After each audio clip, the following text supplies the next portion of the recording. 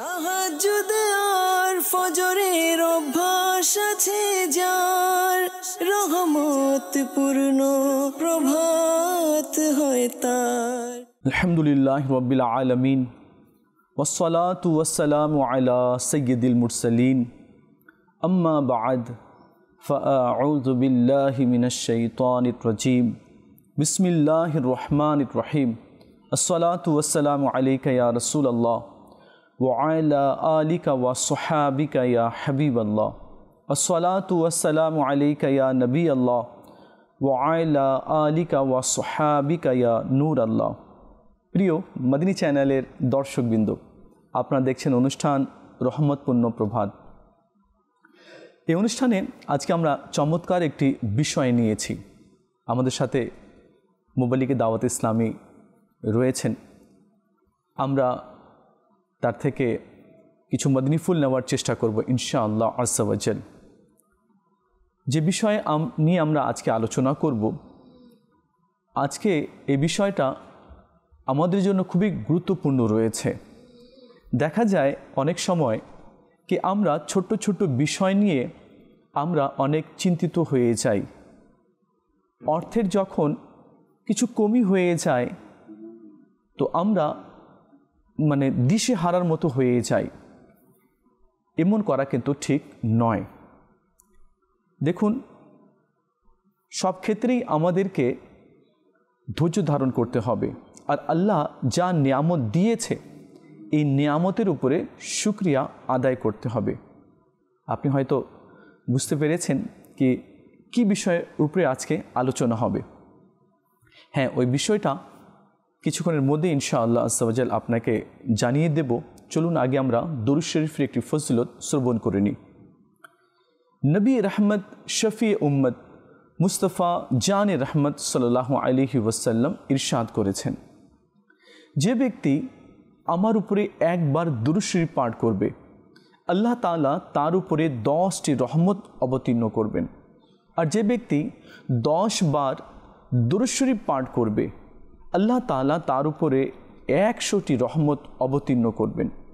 আর যে ব্যক্তি 100 বার দরুদ শরীফ পাঠ করবে আল্লাহ তাআলা তার দু চোখের মাঝখানে লিখে দেবে কি এই ব্যক্তি মুনাফিকত আর জাহান্নামের আগুন থেকে নাজাত প্রাপ্ত।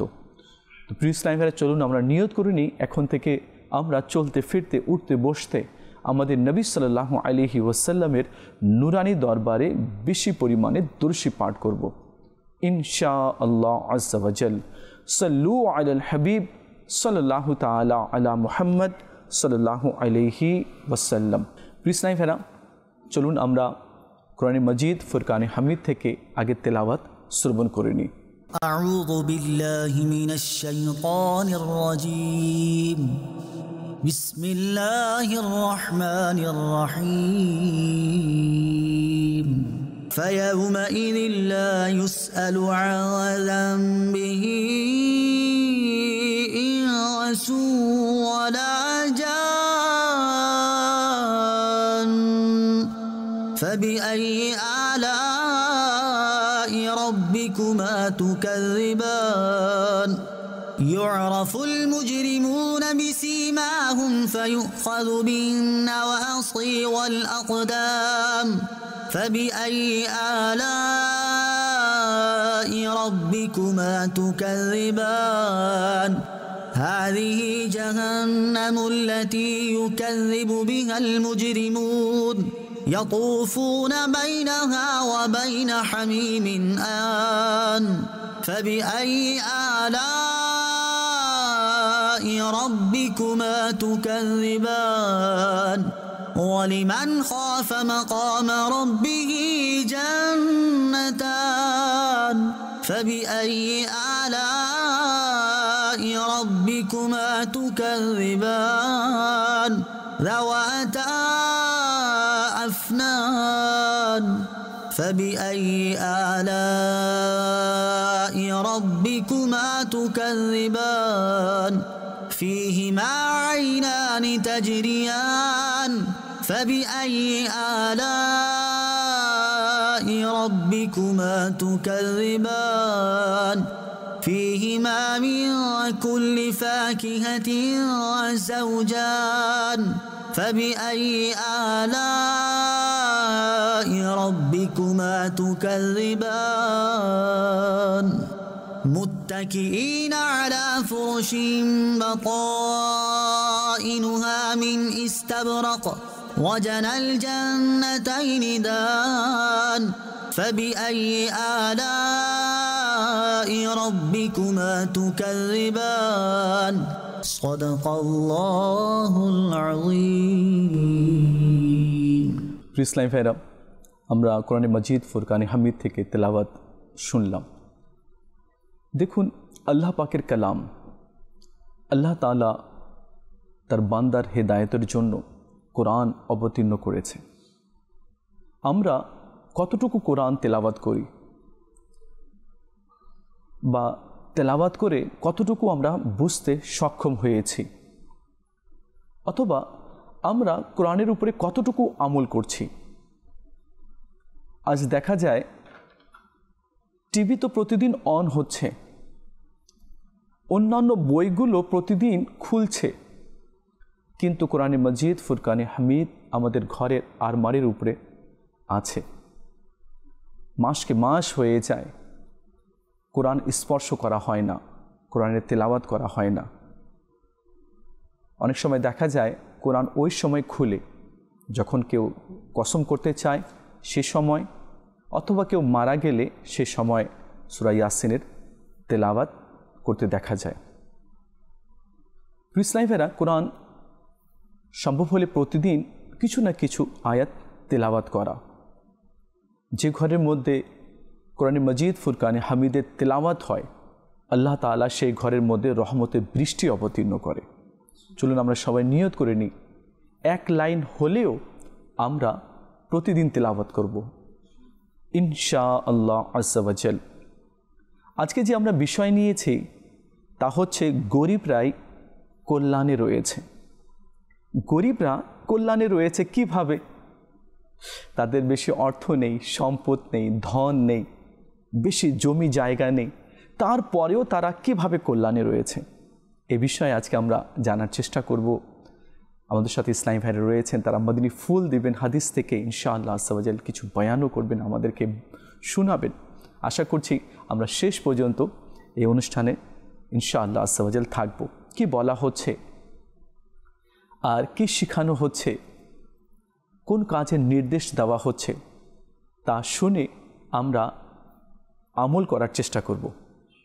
চলুন আমরা হামদে বারি তাআলা শ্রবণ করি। হে খালিক মালিক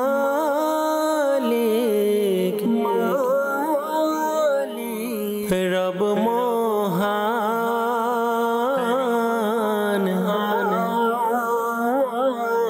সুবহানাল্লাহ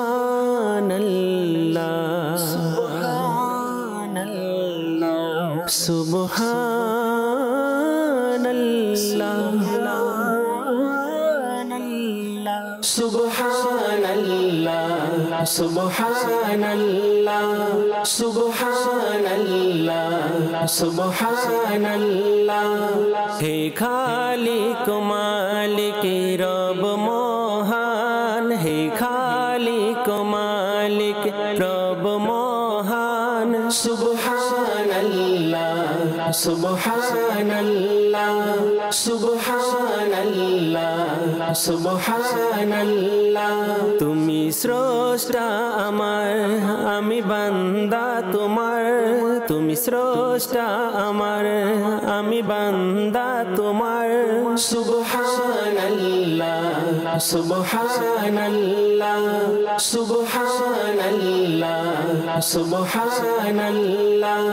মোরা ভিখারি তুমি দাতা, মোরা ভিখারি তুমি দাতা, মোরা বান্দা তুমি মওলা, মোরা বান্দা তুমি মওলা। মুখাপেক্ষী তোমার ফকির বাদশাহ, মুখাপেক্ষী তোমার ফকির বাদশাহ। সুবহানাল্লাহ সুবহানাল্লাহ সুবহানাল্লাহ সুবহানাল্লাহ। মোরা পাপ করি তুমি মাফ করো, মোরা পাপ করি তুমি মাফ করো, মোরা জুলুম করি তুমি দয়া করো, মোরা জুলুম করি তুমি দয়া করো। ঘিরে আছে তোমার দয়ায় দুনিয়া, ঘিরে আছে তোমার দয়ায় দুনিয়া। সুবহানাল্লাহ সুবহানাল্লাহ সুবহানাল্লাহ সুবহানাল্লাহ। সাহায্যকারী তুমি গরিবের, সাহায্যকারী তুমি গরিবের, সহায়ক তুমি অসহায়ের, সহায়ক তুমি অসহায়ের। সবার তরে তব দ্বার খোলা, সবার তরে তব দ্বার খোলা। সুবহানাল্লাহ সুবহানাল্লাহ সুবহানাল্লাহ সুবহানাল্লাহ। এ সালিক অপরাধী আজি, এ সালিক অপরাধী আজি, শূন্য ঝুলি সাথে নিয়ে হাজির, শূন্য ঝুলি সাথে নিয়ে হাজির। কর দান দক্ষিণা নবীর উসিলায়, কর দান দক্ষিণা নবীর উসিলায়। সুবহানাল্লাহ সুবহানাল্লাহ সুবহানাল্লাহ সুবহানাল্লাহ। হে খালিক মালিক রব মহান, হে খালিক মালিক রব মহান। সুবহানাল্লাহ সুবহানাল্লাহ সুবহানাল্লাহ সুবহানাল্লাহ। তুমি স্রষ্টা আমার, আমি বান্দা তোমার, তুমি স্রষ্টা আমার, আমি বান্দা তোমার। সুবহানাল্লাহ সুবহানাল্লাহ সুবহানাল্লাহ সুবহানাল্লাহ। প্রিয় মদিনী চ্যানেল দর্শকবৃন্দ, আমরা হামদে বারি তাআলা শ্রবণ করলাম। আল্লাহ তাআলা আমাদেরকেও বেশি পরিমাণে জিকির করার তৌফিক দান করুক।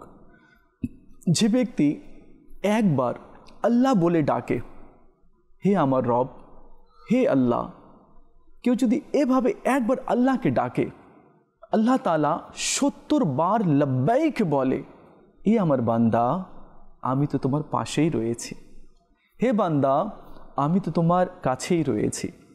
সুবহানাল্লাহ। তো বেশি পরিমাণে জিকির করতে হবে, আল্লাহকে স্মরণ করতে হবে। প্রিয় মদিনী চ্যানেলের দর্শকবৃন্দ, আজকে যে আমরা বিষয় নিয়েছি তা হচ্ছে গরিবরাই কল্যাণে রয়েছে। এ বিষয়ে আমরা মোবাল্লিগে দাওয়াত ইসলামী থেকে কিছু মদিনী ফুল নেওয়ার চেষ্টা করব। প্রথমে রাফি ভাইয়ের কাছে যাব আর এ বিষয়ে জানার চেষ্টা করব। জি রাফি ভাই, কেমন আছেন? আলহামদুলিল্লাহ, মাশাআল্লাহ। বিষয় সম্পর্কে অবগত হয়ে গেছেন? আলহামদুলিল্লাহ, আমি ভালো আছি। বিষয় সম্পর্কে অবগত হয়ে গেছেন। দেখুন, যারা গরিব আছে, তো গরিব মানুষ অনেক সময় নানান ধরনের টেনশন নিয়ে থাকে। হায় আমার কি হয়ে গেল, আমার কাছে কোনো কিছু নেই, আমি নিঃস্ব আছি, সবাই তো অনেক কিছু পেয়েছে, আমি কিছু পাইনি। তো এভাবে করে অভিযোগ করে থাকে। অথচ যদি সবর করে, যেমন কারো কাছে কিছু নেই তারপরেও সে যদি সবর করে, তো আল্লাহ তাআলা তাকে অনেক বেশি প্রতিদান দান করবে। আর রাফি ভাই, একটি হাদিসে পাকের মধ্যে রয়েছে কি যে সকল গরিব তার গরিব থাকার পরেও আল্লাহর উপরে সে সন্তুষ্ট আছে, তার তাওয়াক্কুল ছিল। তো এমন ব্যক্তিকে আল্লাহ তাআলা 500 বছর আগে জান্নাতে প্রবেশ করাবে। যারা ধনী আছে, অন্যান্য ব্যক্তিরা আছে, তাদের থেকে 500 বছর আগে আল্লাহ তাআলা গরিবদেরকে জান্নাতের মধ্যে প্রবেশ করাবে। আর জান্নাতে তো অনেক নিয়ামত রয়েছে, অনেক নিয়ামত রয়েছে। তারা সেই সমস্ত নিয়ামতগুলো যখন দেখে নেবে তো দুনিয়ার যত কষ্ট ছিল সেগুলো সব ভুলে যাবে। তো গরিবরাই কল্যাণে রয়েছে। তো আজকের যে বিষয় নিয়ে আলোচনা হবে, আশা করছি কি যদি শেষ পর্যন্ত দেখা হয় তাহলে ইনশাআল্লাহ আজ্জা ওয়া জাল অনেক কিছু শেখা হবে, অনেক কিছু জানা হবে। আর ইনশাআল্লাহ আজ্জা ওয়া জাল মনও মনে হয় ইনশাআল্লাহ বড় হয়ে যাবে ইনশাআল্লাহ। জি ভাই। জি আলহামদুলিল্লাহ আজ্জা ওয়া জাল্লা। সর্বপ্রথম তো শুকরিয়া আদায় না করে পারছি না, কারণ আল্লাহ আজ্জা ওয়া জাল্লা আমাদেরকে সর্বশ্রেষ্ঠ প্রাণী হিসেবে দীক্ষিত করেছেন আলহামদুলিল্লাহ। তো দিন শেষে যখনই ধনী গরিব এই কথাটা চলে আসে না, তখনই একটা অর্থ সম্পদ এগুলোর দিকে আমাদের মন চলে যায়, বিবেক চলে যায়। তো এক্স্যাক্টলি আল্লাহ আজ্জা ওয়া জাল্লা তো সব কিছুর মালিক রয়েছেন, জি, বাস আমি তো কেয়ারটেকার। এখন আমার কাছে সম্পদ থাকলেই কি আর না থাকলেই, আমি যদি এটা ভাবি যে মহান আল্লাহ আজ্জা ওয়া জাল্লাই স্রষ্টা, সব কিছুর মালিক, বাস আমাকে যা দেওয়া হয়েছে এর মাঝে আমাকে চলতে হবে, বা এতটুকুই আমার রক্ষণাবেক্ষণ করার দায়িত্ব রয়েছে। এখন বেশি থাকলে একটু বেশি ঝামেলা, কম থাকলে একটু কম ঝামেলা, যদি আমি এরকম মনে করি। আবার যখন আমি এটা না ভেবে আমি ভাববো যে অপরের এটা আছে, আমার এটা নেই, বা তার বাড়ি আছে, গাড়ি আছে, আমার তো কিছুই নেই, তখন আবার আমি একটু কষ্টে থাকবো। আর যদি কোনো বুদ্ধিমান গরিব দরিদ্র ব্যক্তি, আপনি যে হাদিসে মুবারাকা শোনালেন, এর উপরে যদি একটু চিন্তা করে খেয়াল করে, সে তো বলবে যে আমি আলহামদুলিল্লাহ গরিবের মাঝে ভালো আছি। আর এই কথার সাথে সে কি মিলিয়ে নিতে পারবে। হযরত সাইয়েদনা ইব্রাহিম বিন বাশশার রহমতুল্লাহি আলাইহি বলেন যে আমি একদা হযরত সাইয়েদনা ইব্রাহিম বিন আদহাম রহমতুল্লাহি আলাইহির সাথে কোথাও যাওয়ার সৌভাগ্য অর্জন করলাম, মানে সফরে ওনার সাথে ছিলাম। তো ওই অবস্থায় আমরা দুজনেই রোজাদার ছিলাম, কিন্তু আমাদের কাছে না তেমন কিছু ছিল না যার দ্বারা আমরা ইফতার করতে পারবো। কতটুকু অসহায় থাকলে সেটা সম্ভব যে সারাদিন রোজা রেখে ইফতার কি করবে সেটা তাদের জানা নেই, বড়রকম কোনো বাহ্যিক কিছু নেই যার দ্বারা কি করবে ইফতারের সামগ্রী নিয়ে আসবে। তো এই মতো অবস্থায় হযরত সাইয়েদনা ইব্রাহিম বিন বাশশার রহমতুল্লাহি আলাইহি একটু মানে টেনশন ফিল করছে। আল্লাহর ওলির সাথে ছিলেন ইব্রাহিম বিন আদহাম রহমতুল্লাহি আলাইহি। উনি বললেন যে হে ইবনে বাশশার রহমতুল্লাহি আলাইহি, আল্লাহ তাআলা গরিব এবং মিসকিনদেরকে দুনিয়া এবং আখিরাতে কী পরিমাণ নিয়ামত এবং শান্তি দ্বারা ধন্য করেছে তা কি আপনার জানা নেই? আপনি টেনশন কেন করছেন? আল্লাহ তাআলা তো অবশ্যই গরিব যারা রয়েছেন, দরিদ্র যারা রয়েছেন তাদের পাশে আছে। আমাদের কাছে তো সবর করা। পরবর্তী সময়ে আল্লাহ তাআলার কত দয়া যে তিনি তার এই ওলিদের রিজিক কোনো একজন বান্দার মাধ্যমে প্রেরণ করলেন। কোনো এক ব্যক্তি রুটি নিয়ে বাস ওনাদের সামনে হাজির হয়ে গেলেন। পরবর্তী সময়ে ওনারা যখন ইফতারের জন্য প্রস্তুতি গ্রহণ করলেন, ওই অবস্থায় আরেকজন ভিক্ষুক এসে ওনাদের দরবারে বাস রিজিকের জন্য হাত পেতে বসে গেলেন। পরবর্তী সময়ে ইব্রাহিম বিন আদহাম রহমতুল্লাহ আলাইহি ওইখান থেকে 3টা রুটি ওই ভিক্ষুককেও প্রদান করলেন, আর বলতে লাগলেন অবশ্যই আমাদের উচিত যারা দরিদ্র আছে, যারা অভাবী আছে তাদের পাশে আমাদের দাঁড়ানোর। আল্লাহ তাআলার নিয়ামত যা এসেছে তা থেকে তাদেরকেও কী করা, তাদের মাঝেও বন্টন করা, আর সব কিছু মিলেমিশে যেন আমরা বাস এটাই বলতে পারি যে আলহামদুলিল্লাহ আমি যা আছি, আমি যে অবস্থানে আছি ভালো আছি, অবশ্যই আমার রব আমার যা প্রয়োজন আছে তা মিটিয়ে দিবেন। আর নিঃসন্দেহে আপনি যদি ভাবি যে আমার যে হাত আছে, আমার যে পা আছে, আমার যে চক্ষু আছে, এগুলো তো বাস কোনো টাকার বিনিময়ে হয়তো আমি কোথাও পাবো না। তো এত সম্পদ থাকার পরেও যে আমরা কোরআনুল কারীমের তিলাওয়াতে আমরা শুনেছিলাম ফাবি আইয়ি আলা রাব্বিকুমা তুকাযযিবান, তো আমরা যে এত সম্পদ পেয়েছি, আমরা কোন সম্পদের কোন নিয়ামত রাজির শুকরিয়া আদায় করতে পারবো, কোন নিয়ামত রাজি যে আছে এগুলো তো আমরা কাউন্টও করতে পারবো না। রাফি ভাই, এখানে একটা কথা আছে কি নিয়ামতের ব্যাপারে আপনি বললেন কি যে ব্যক্তি নিয়ামতের শুকরিয়া আদায় করবে, এখন মানুষ হয়তো বলবে কি আমার কাছে তো টাকা নেই, আমি কোন নিয়ামতের শুকরিয়া আদায় করব? এই যে আমি অক্সিজেন পাচ্ছি, আলহামদুলিল্লাহ, নিঃশ্বাস নিতে পাচ্ছি, এটা কি নিয়ামত না? অবভিয়াসলি নিশ্চয়ই এটা নিয়ামত রয়েছে। আমি এই চোখ দিয়ে পুরো কায়নাত দেখতে পাচ্ছি, পুরো দুনিয়া দেখতে পাচ্ছি, আমি চলতে পারছি, হাঁটতে পারছি, তো এটা কি বড় নিয়ামত না? মনে করেন কি আমার কাছে 1 কোটি টাকা আছে কিন্তু চোখ নেই, আমার কাছে 100 কোটি টাকা আছে, কিন্তু আমি খেতে পাচ্ছি না, ডক্টর আমাকে বারণ করে দিয়েছে। তো এই যে আমি খেতে পাচ্ছি পেট ভরে, আলহামদুলিল্লাহ, এটাও একটা বড় নিয়ামত। অনেক সময় দেখা যায় কি মানুষের কাছে অনেক খাবার রাখা আছে, কিন্তু ডক্টর বলে দিয়েছে একটু একটু খেতে। অনেক সময় এমনও রুগী আমরা দেখতে পাই যে ডক্টর বলে দিয়েছে একটু পানি পান করতে, বেশি না, অর্ধেক গ্লাসেরও কম পানি পান করতে, বেশি পানি পান করা যাবে না। তো দেখুন, এই যে আমরা পানি পান করতে পাচ্ছি, 1 গ্লাস পানি পান করাটাও এটা একটা নিয়ামত রয়েছে। আমি হেঁটে যাচ্ছি, মনে করেন আমার কাছে 100 কোটি টাকা আছে, কিন্তু আমার হাত নেই, আর পা নেই, তাহলে এই যে হাত, এই যে পা, এটা অনেক বড় নিয়ামত রয়েছে। তো হাদিসে পাকের মধ্যে রয়েছে কি যে ব্যক্তি নিয়ামতের শুকরিয়া আদায় করবে, আল্লাহ তাআলা তার নিয়ামতকে বাড়িয়ে দেবে। আমাদের সাথে আব্দুল মোতাল্লিব ভাই রয়েছেন, আমরা আব্দুল মোতাল্লিব ভাই থেকেও কিছু মাদনী ফুল নেব। জি আব্দুল মোতাল্লিব ভাই, কেমন আছেন? আলহামদুলিল্লাহ, মাশাআল্লাহ। আজকের বিষয় সম্পর্কে তো শুনেছেন, আর এই বিষয়ে কিছু আলোচনা হলো, আরও কিছু মাদনী ফুল চাচ্ছিলাম আপনার কাছ থেকে। আলহামদুলিল্লাহ রাব্বিল আলামিন ওয়া সালাতু ওয়া সালামু আলা সাইয়্যিদিল মুরসালিন, আম্মা বা'দ, ফাআউযু বিল্লাহি মিনাশ শাইতানির রাজিম, বিসমিল্লাহির রাহমানির রাহিম। জি, গরিবরা কল্যাণে রয়েছে, জি, এই ব্যাপারে অসংখ্য হাদিস রয়েছে এবং কোরআনে মাজিদের মধ্যেও বিভিন্ন জায়গায় গরিবরা কল্যাণে রয়েছে, ইশারাও রয়েছে। জি জি। তো এরকম একটি আয়াত কোরআনের মধ্যে আল্লাহ তাআলা বর্ণনা করেছেন সূরা কাহাফের মধ্যে। জি, বিসমিল্লাহির রহমানির রহিম। অসবির নাফসাকা মাআল্লাযীনা ইয়াদউনা রাব্বাহুম বিল গাদাতি ওয়াল আশিয়্যি ইউরিদুনা ওয়াজহা। যে ওই আয়াতের মধ্যে আল্লাহ তাআলা বলেছেন যে আপনি সর্বদা যে যারা আল্লাহকে রাত দিন ডাকে, আহ্বান করে, জি, তাদের সাথে আপনি থাকেন, তাদের সংস্পর্শ, তাদেরকে আপনার সংস্পর্শ দ্বারা ধন্য করেন, এবং কখনো ধন দৌলত যে রয়েছে এদিকে কখনো মনোনিবেশ হবেন না বা অর্জন করার চেষ্টা করবেন না, বা এগুলো অর্জনের জন্য তাদেরকে আপনি কখনো বঞ্চিত করবেন না। এই আয়াতের মধ্যে যে বিষয়টা আসলে প্রতীয়মান হয়, আমরা সমাজের মধ্যে যাদেরকে ভালোবাসি তারা অধিকাংশই হচ্ছে ধনবান, ধনাঢ্য, তাদের দিকে আমাদের মনটা চলে যায় যে তার সাথে যদি আমার একটা সুসম্পর্ক থাকতো, হয়তো আমি একটু ফায়দায় থাকতাম, লাভবান হতাম। যারা উপরে আছে তাদের সাথে থাকাটা আমার জন্য কল্যাণকর হতো, বা আমার চলাটা সহজ হতো।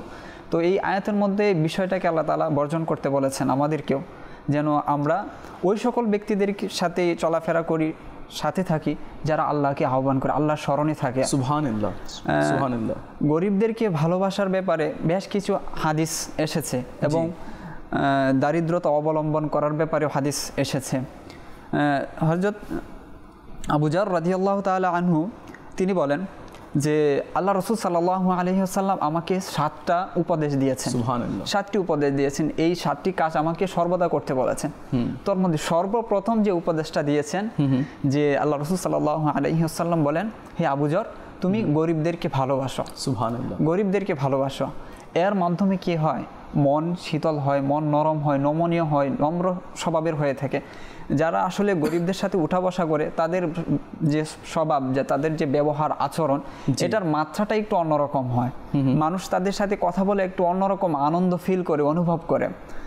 হাদিসের মধ্যে এরকমও এসেছে, আল্লাহ রাসূল সাল্লাল্লাহু আলাইহি ওয়াসাল্লাম স্বয়ং নিজে বলেছেন, আল্লাহুম্মা আহইনি মিসকিনান ওয়া আমিতনি মিসকিনান ওয়াহশুরনি ফি জুমরাতিল মাসাকিন।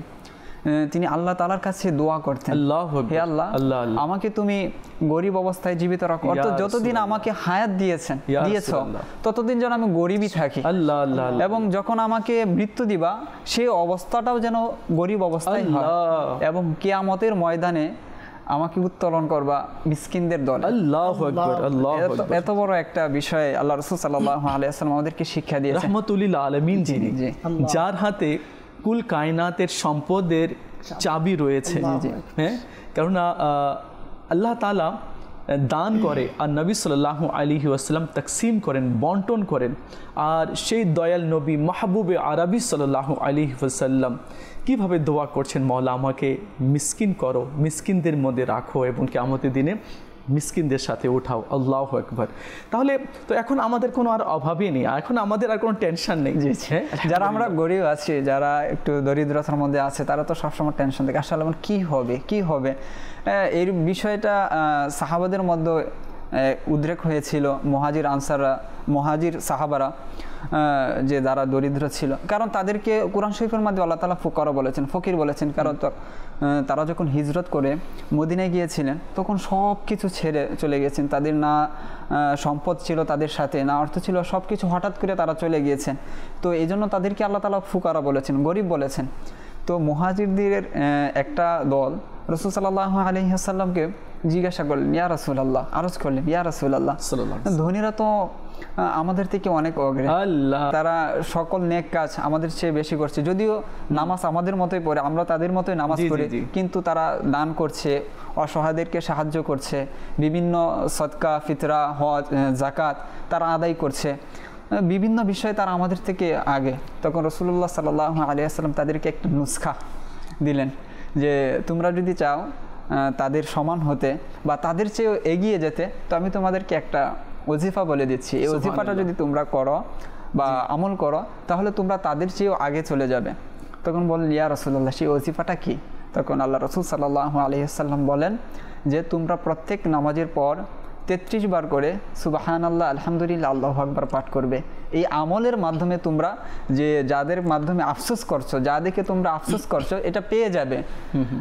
অন্যত্র আল্লাহ রাসূল সাল্লাল্লাহু আলাইহি ওয়াসাল্লাম গরিবদেরকে ভালোবাসার জন্য, গরিবদেরকে সাথে নেওয়ার জন্য, সঙ্গে নিয়ে চলার জন্য আম্মাজান আয়েশাকে এভাবে বলেছেন, ইয়া আয়েশাতু আহিব্বিল মাসাকিন, হে আয়েশা, তুমি মিসকিনদেরকে ভালোবাসো, ওয়াকরিবিহিম, এবং তাদের নৈকট্য তুমি অর্জন করো এবং তাদেরকে তোমার সাহায্যার্থে নিয়ে আসো, তাদের নিয়ে চলাফেরা করো।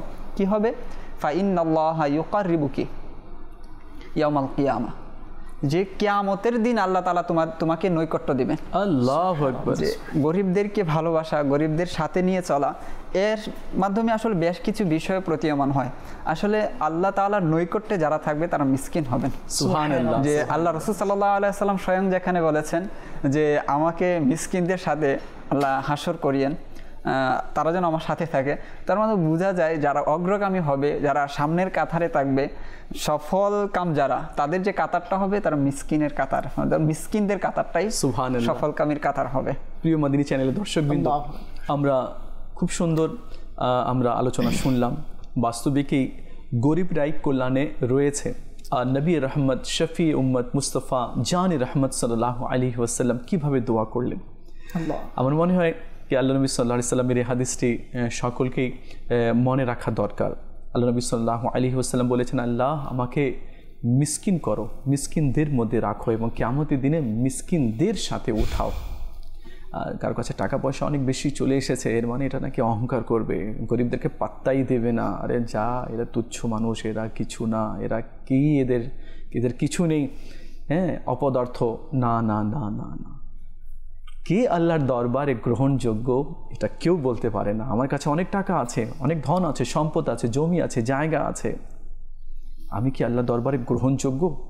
যে ব্যক্তি আল্লাহ তাআলার দরবারে গ্রহণযোগ্য সে তো সম্মানিত, শুধু দুনিয়াতে নয় আখিরাতেও সম্মানিত রয়েছে। এই বিষয়ে আরও আমরা জানার চেষ্টা করব। চলুন আমরা নাতে মুস্তাফা সাল্লাল্লাহু আলাইহি ওয়াসাল্লাম শ্রবণ করে নিই। জি ভাই, নাতে মুস্তাফা সাল্লাল্লাহু আলাইহি ওয়াসাল্লাম শুনিয়ে দিন।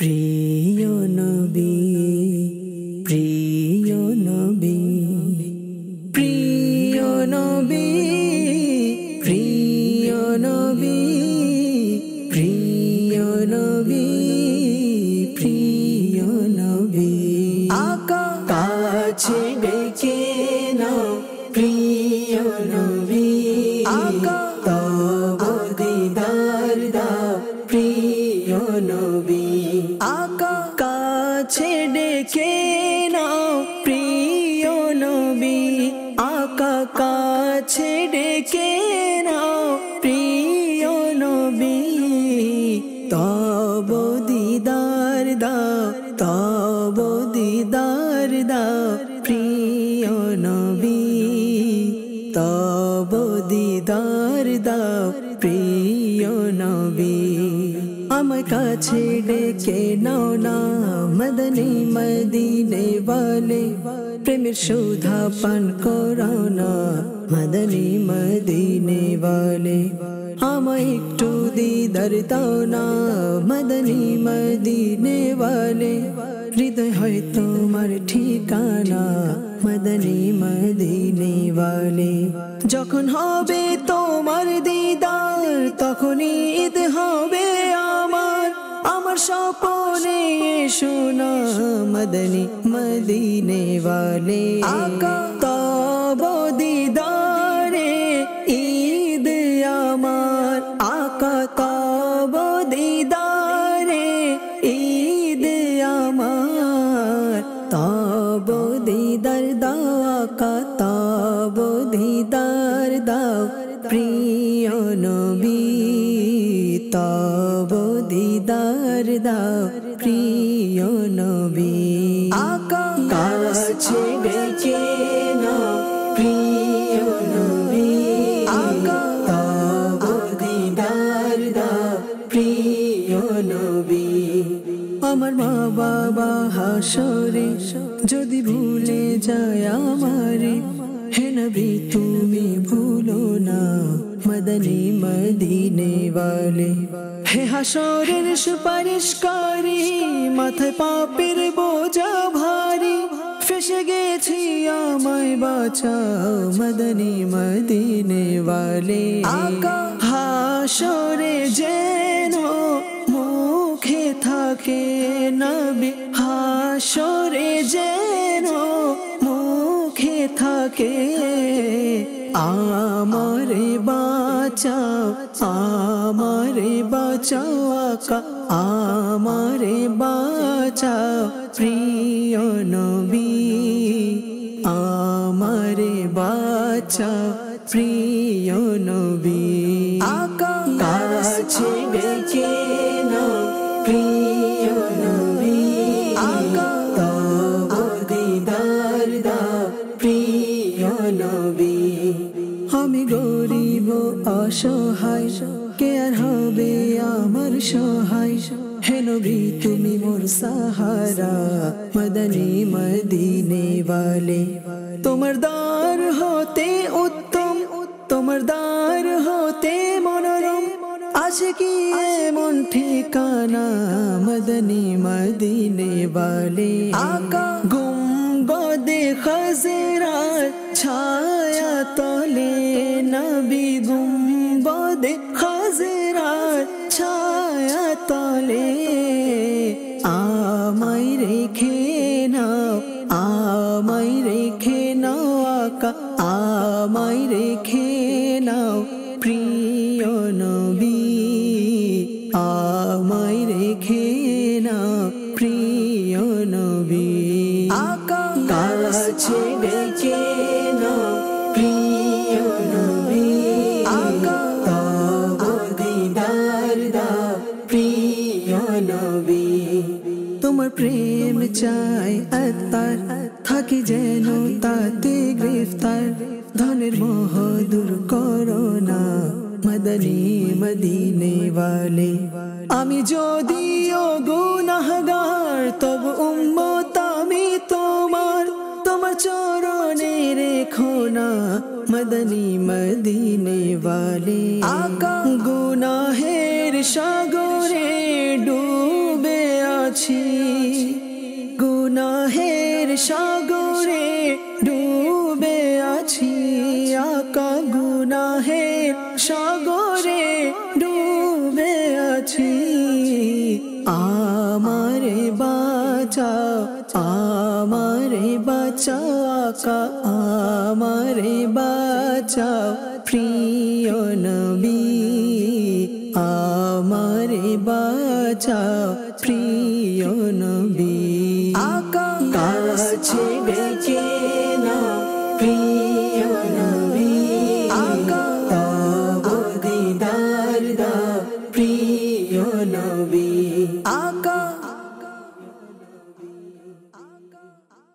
সুবহানাল্লাহ সুবহানাল্লাহ।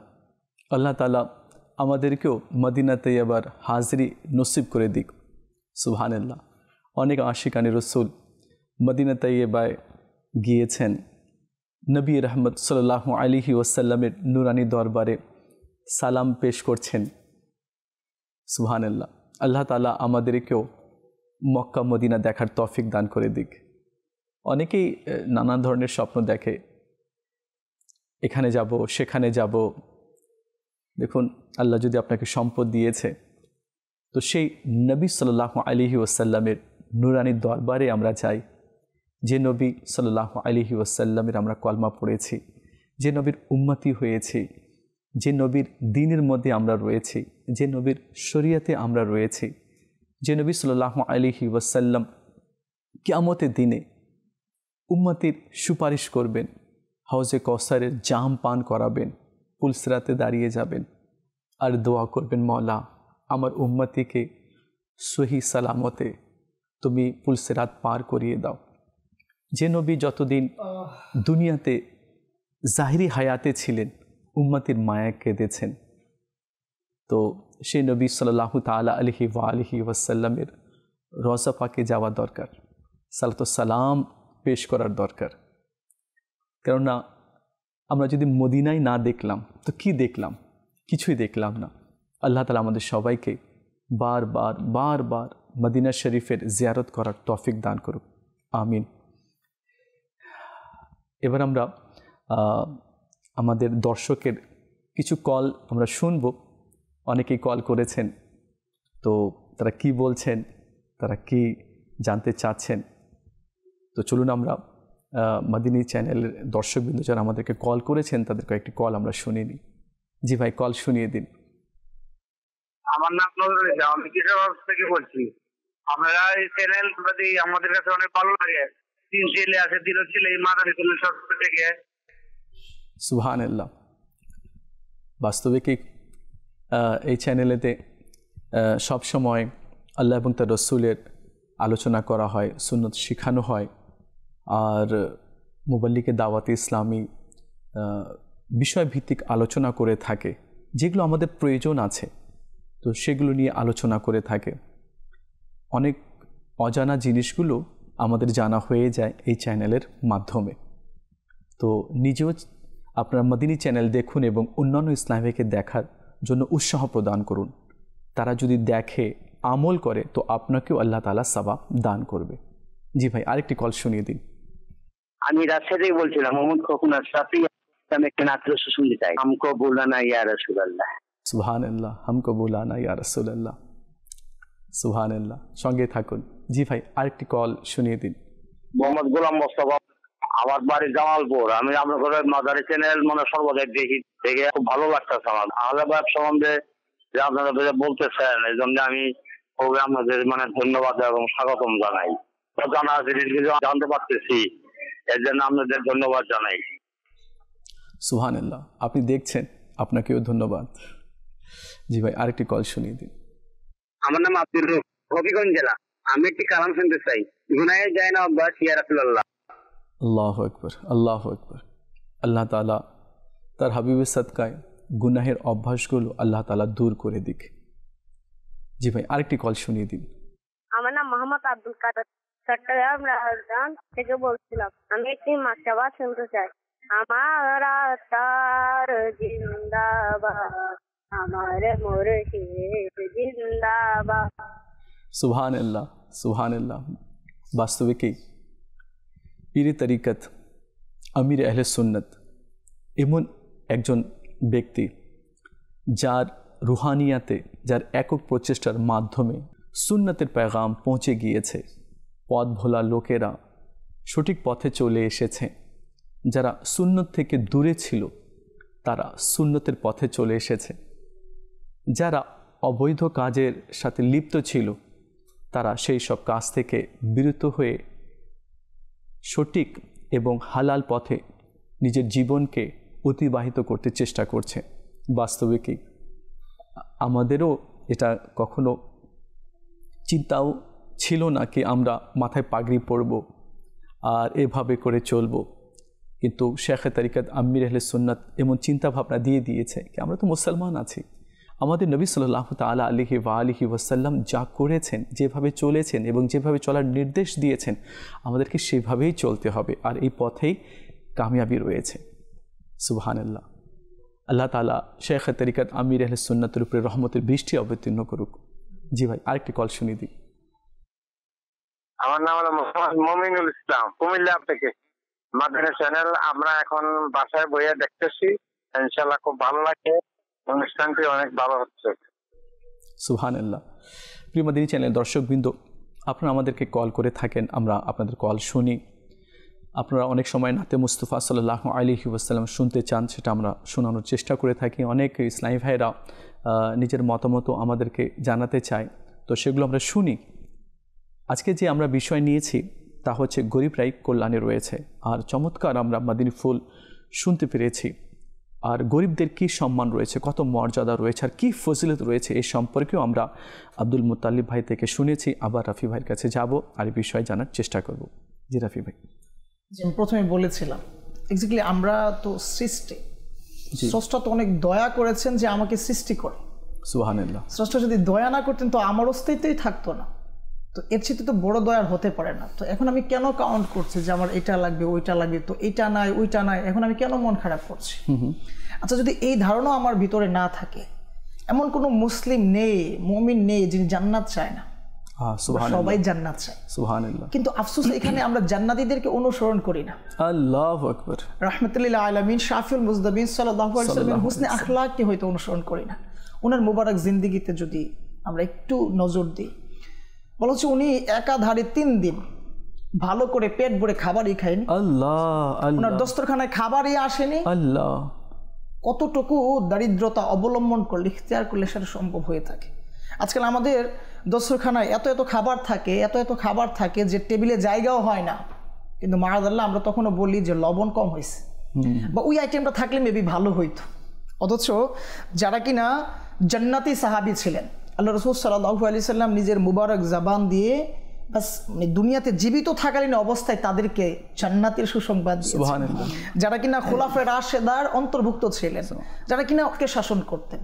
হ্যাঁ, চিন্তা করা যায় আজকে হয়তো কোনো ওয়ার্ড কাউন্সিলর বা বাস আমাদের যে হচ্ছে আজকাল শেরে খোদা কারামাল্লাহু তাআলা ওয়াজহুল কারীম, আসলে হৃদয়টা না কেঁপে ওঠে মাঝে মাঝে যে তারা কিভাবে না নিজের জীবনটাকে পরিচালনা করে দিয়েছে। তারা কতটুকু আল্লাহ রাসূল সাল্লাল্লাহু আলাইহি ওয়াসাল্লামকে অনুকরণ করলে সেটাতে পৌঁছানো সম্ভব, কতটুকু করেছে। তো মাওলায়ে কায়নাত আলিউল মুর্তাদা শেরে খোদা কারামাল্লাহু তাআলা ওয়াজহুল কারীমের দরবারে একদা হযরত সাইয়েদনা সুওয়াইদ বিন গাফলাহ রাদিয়াল্লাহু তাআলা আনহু গেলেন ওনার সাথে মোলাকাত করার জন্য। ওনার কুফার এক প্রশাসনিক ভবনে সাক্ষাতের জন্য গিয়েছিলেন। তো ওখানে যাওয়ার পরে উনি বেশ কিছু জিনিস পর্যবেক্ষণ করেছেন। তো ওনার জন্য খাবার রাখা ছিল 1 পেয়ালা দুধ আর জবের রুটি। আল্লাহ, এমন রুটি মাওলায়ে কায়নাত শেরে খোদা কারামাল্লাহু তাআলা ওয়াজহুল কারীম টেনে ছিঁড়তে পারছিল না। আল্লাহ, মাঝে মাঝে উনি ওনার যে উরু ছিল সেখানে বাস টাচ করে চাপ দিয়ে ভাঙতেন, ভেঙে ভেঙে সেটা আহার করতেন। তো ওই সুওয়াইদ বিন গাফলাহ রাদিয়াল্লাহু তাআলা আনহু না ওই কষ্টটা নিজের কাছে আর রাখতে পারলেন না, যে যিনি পুরো সাম্রাজ্য দেখভাল করছেন, যিনি সম্রাট রয়েছেন, উনি কিভাবে এত কষ্ট করেন। ওনার জন্য তো আরেকটু ভালো কিছু পসিবল হতো। তো ওনার যিনি খাদিমা ছিলেন তার কাছে কিছু আবদার পেশ করতে লাগলেন। তার দাসী ফিদ্দা রাদিয়াল্লাহু তাআলা আনহাকে বলতে লাগলেন যে আপনার কি তার এই অবস্থা দেখে দয়া হয় না? আল্লাহ, আল্লাহ, আপনি কি চাইলে পারেন না ওই জব শরীফকে ছেঁকে ভালোভাবে রুটি বানাতে? হয়তো তখন এটা অনেক মুলায়েম হতো, অনেক আরামে, অনেক আনন্দের সাথে, পরিতৃপ্ততার সাথে উনি সেটা ভক্ষণ করতেন। পরবর্তী সময় যখন এই কথাগুলো হচ্ছে ওনার সাথে, তো আলী রাদিয়াল্লাহু তাআলা আনহু উনি সেটা খেয়াল করলেন। খেয়াল করার পরে উনি সুওয়াইদ বিন গাফলাহ রাদিয়াল্লাহু তাআলা আনহুকে এভাবে বলতে লাগলেন যে আপনি এই দাসীকে কি বলছেন? তখন ওই লোক বলতে লাগলেন যা যা বলেছিলেন। তখন আলিউল মুর্তাদা কারামাল্লাহু তাআলা ওয়াজহুল কারীম বলতে লাগলেন যে হে ইবনে গাফলা, প্রিয় আকা মাকিমাদের মুস্তফা হুজুরপুর নূর সাল্লাল্লাহু আলাইহি সাল্লাম এবং তার পরিবার পরিজন কখনো 3 দিন পর্যন্ত ধারাবাহিকভাবে গমের রুটি পেট ভরে আহার করেনি। আল্লাহু আকবার। আমি কিভাবে আহার করি? আল্লাহু আকবার। আমি না তার উম্মত রয়েছে, আমি না তার সাহাবা রয়েছে, হ্যাঁ আমি তো তার অনুসারী, তো আমি সেটা কিভাবে করি? রাফি ভাই, মা আয়েশা রাদিয়াল্লাহু তাআলা আনহা নিজের বোনের ছেলেকে দাওয়াত দিলেন, ছোট্ট ছিল। তো যখন নিজের ভাতিজাকে মা আয়েশা রাদিয়াল্লাহু তাআলা না খাবার পরিবেশন করলেন, তো কাঁদতে লাগলেন। তো ভাতিজা বলছে, আম্মা জান আপনি কেন কাঁদছেন? আমি কি কোনো কষ্ট দিয়েছি আপনাকে? আল্লাহু আকবার। তো মায়েশা রাদিয়াল্লাহু তাআলা আনহা বললেন, না না, তুমি আমাকে কোনো কষ্ট দাওনি। আমার আকা, আমার নবী রহমতুল্লিল আলমিন সাল্লাল্লাহু আলাইহি ওয়াসাল্লামের কথা মনে পড়ে গেছে। কি কথা মনে পড়েছে? মনে পড়ার সাথে সাথে আপনি কান্না করতে শুরু করে দিয়েছেন। তো মায়েশা রাদিয়াল্লাহু তাআলা আনহা বললেন, আমি আমার সরতাজ সাহেবে মেরাজকে কখনো 2 বেলা খাবার দিতে পারিনি। আমি বিকালে দিয়েছি তো রাত্রে খাবার দিতে পারিনি, আর রাত্রে খাবার দিয়েছি তো দুপুরে খাবার দিতে পারিনি। অর্থাৎ একদিনে 2 টাইম আমি আমার সরতাজ সাহেবে মেরাজকে আমি খাবার দিতে পারিনি। তো আজ তোমার সামনে আমি বিভিন্ন ধরনের খাবার পেশ করেছি। আমি ওই দিনের কথা মনে পড়ছে কি যেদিন আমার নবী সাল্লাল্লাহু তাআলা আলাইহি ওয়াসাল্লামের দরবারে খাবার পেশ করতাম, অত উন্নত খাবার ছিল না, আর তাও আমি পেট ভরে দিতে পারতাম না। উনি প্রায়শই কান্না করতেন।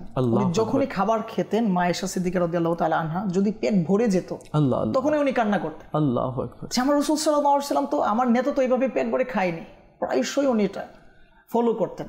আর আমাদের যত বুজুর্গানের দিন আছে তাদেরও যদি হুসনে আখলাক দেখি, আসলে আমরা যে মুত্তালিব ভাই বললেন না যে আমরা তো ধন্যাঢ্যদেরকে ফলো করি, তাদেরকে অনুসরণ করি, তাদের টেবিল কীরকম, তাদের দস্তরখানা কীরকম, তাদের লাইফস্টাইল কীরকম, কিন্তু আমরা ওই চক্করে পড়ে গিয়ে নিজের যতটুকু সুখ ছিল না সেটাও কিন্তু বিসর্জন দিয়ে দিয়েছি।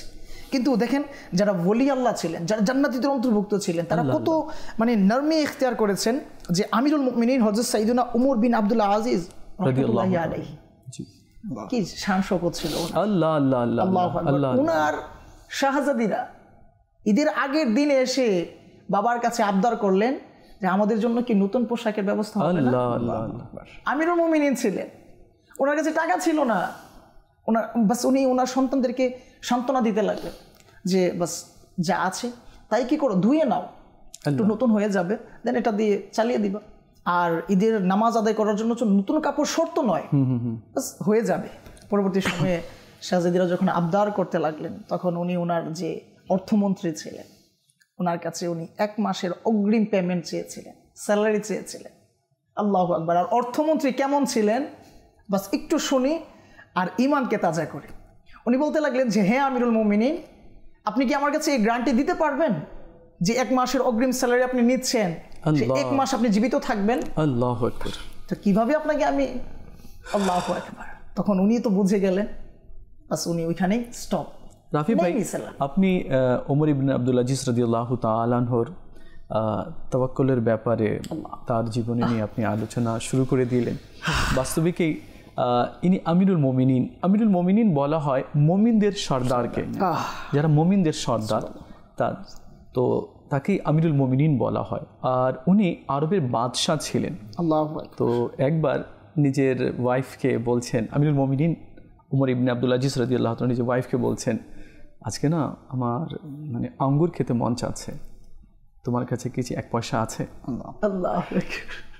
রাজা আমিরুল মুমিনিন পুরো আরব জাহানের বাদশাহ আছেন, বাদশাহ, উনি নিজের ওয়াইফকে বলছেন আমার না আজকে আঙ্গুর খেতে মন চাচ্ছে, তোমার কাছে কি 1 পয়সা আছে? থাকলে দাও, আমি ক্রয় করে খাবো।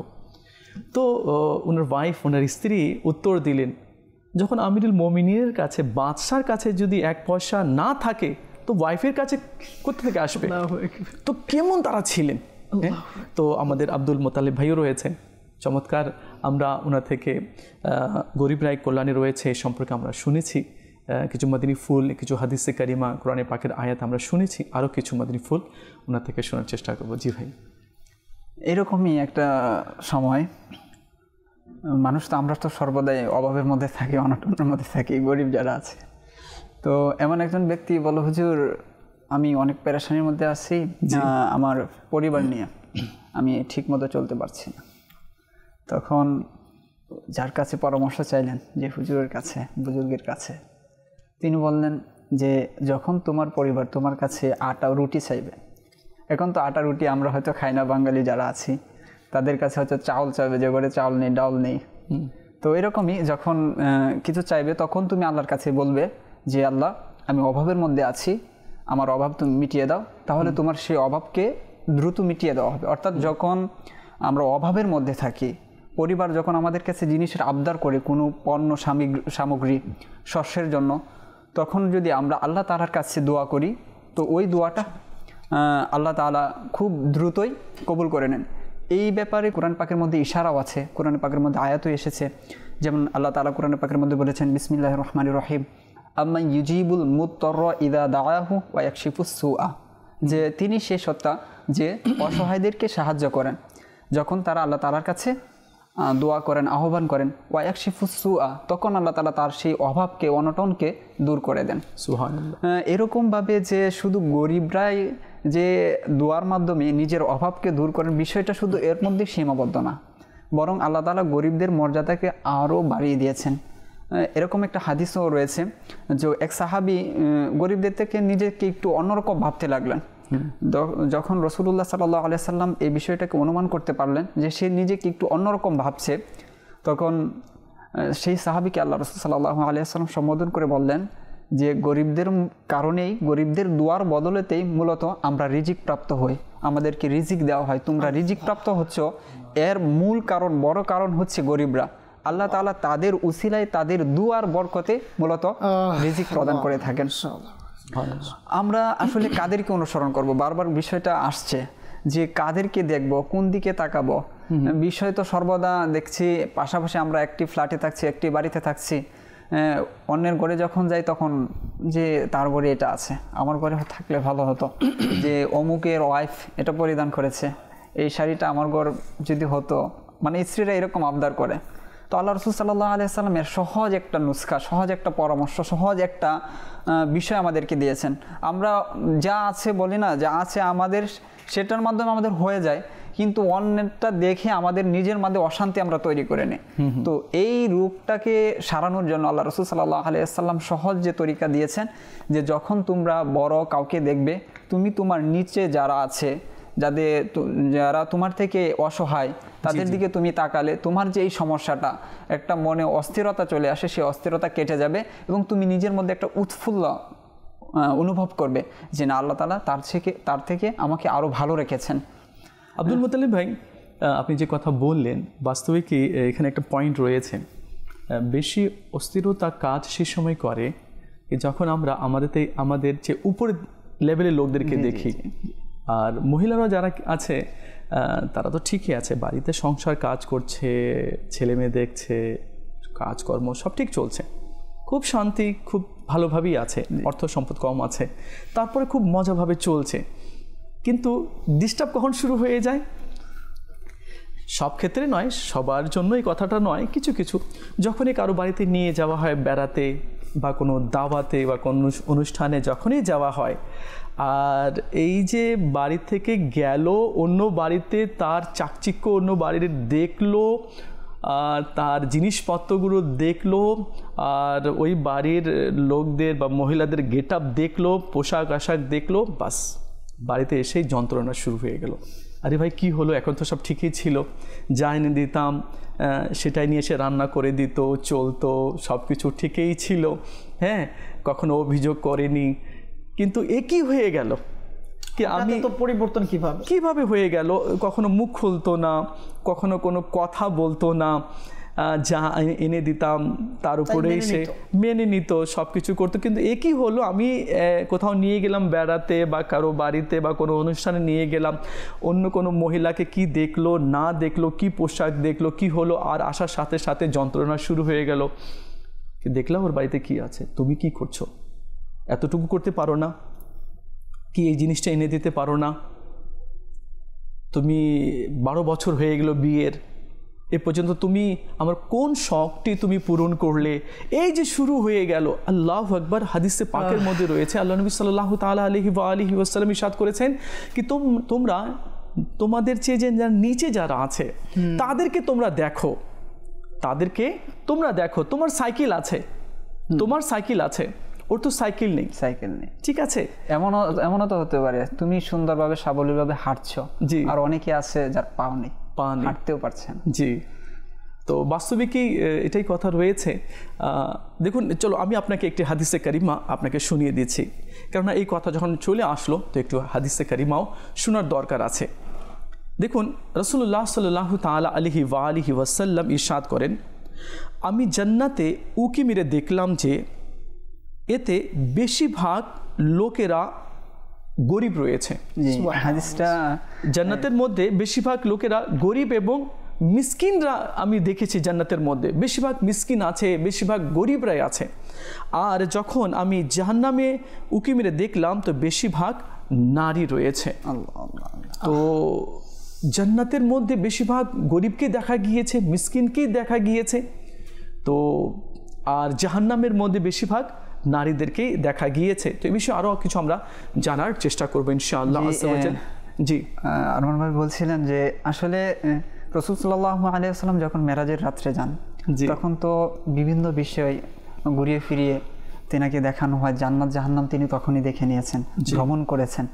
তো এভাবে হাদিসটা এসছে যে ইত্তালাতু ফিল জান্নাতি ফারাআইতু আকসারু আহলাল ফুকারা, যে যখন আমাকে জান্নাতে নিয়ে যাওয়া হয় তখন আমি দেখি যে সেখানকার অধিকাংশ মানুষ হচ্ছে, জান্নাতের অধিকাংশ অধিবাসী হচ্ছে ফকির, গরিব, গরিব রয়েছেন।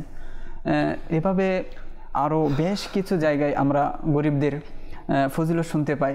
এমনকি জান্নাত জাহান্নাম পর্যন্ত তর্ক বিতর্ক হয়েছিল একটি জায়গায়, যে জাহান্নাম বলছিল যে আমি অনেক সম্মানী, যে আল্লাহ তাআলা আমাকে অহংকারী বিভিন্ন মানুষ এরা আমার মাঝে থাকা সত্ত্বেও আল্লাহ তাআলা আমাকে একটা সম্মান দিয়েছেন।